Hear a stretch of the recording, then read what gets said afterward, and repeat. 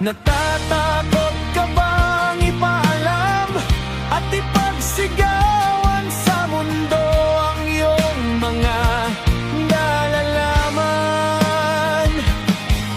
na naglalaman ng katotohanan sa mundo na ating ginagalawan?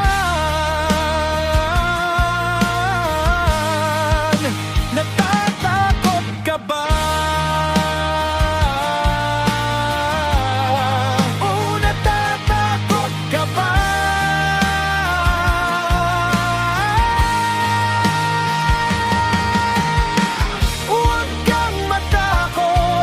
Sumabay sa kasaysayang walang humpay na panglililinlang.